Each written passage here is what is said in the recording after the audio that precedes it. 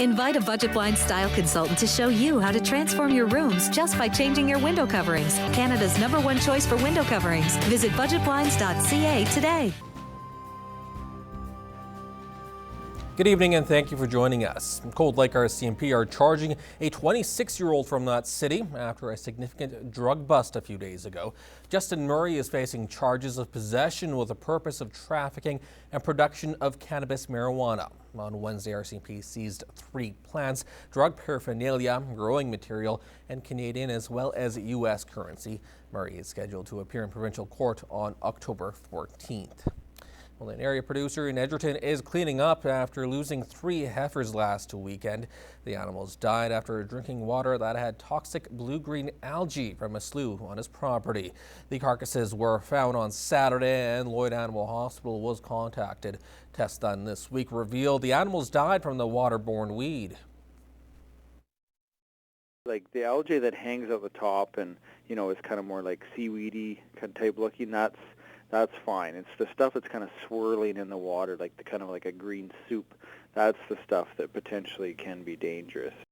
Area producers are being reminded to be more vigilant on their own properties. The Edgerton producer now has 16 cattle recovering. The RCMP Saskatchewan say a telephone scam that frightens people into believing they owe money to the Canada Revenue Agency is continuing to claim victims in the province. Mounties say last month alone they received 88 complaints about the scheme that covered at least 45 attachments.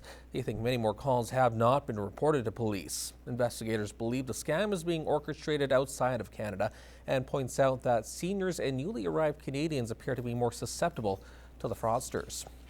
Well, ever so often, people fall under hard times. These challenges tend to come when you least expect them, and when they do, you could always turn to organizations like the Food Bank for help.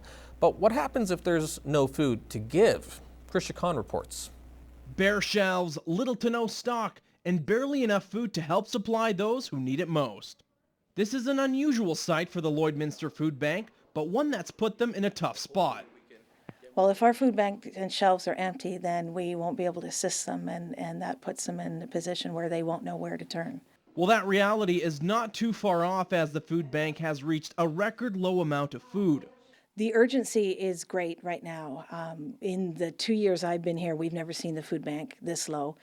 To give you an idea of just how bad the shortage of food is here at the food bank, all of these are normally filled with food, and right now they're not. And to make things even worse, this isn't the only wall that's empty. The urgency has spread over social media, and some members of the community are responding to the call. From what I have heard, yeah, the shelves are really bare, and obviously coming into winter, people need that food in a big way. So it's a tough situation, so we definitely want to help out as much as we can. The Bobcats are working to help out as much as they can in collecting food items at their upcoming games.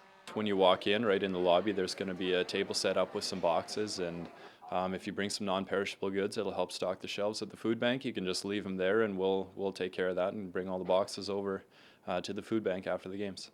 Aside from donating at the games, you can drop off non-perishable food items, monetary donations, and food gift cards directly to the Salvation Army Food Bank location. Every little bit counts. Krisha Khan, Newcap News.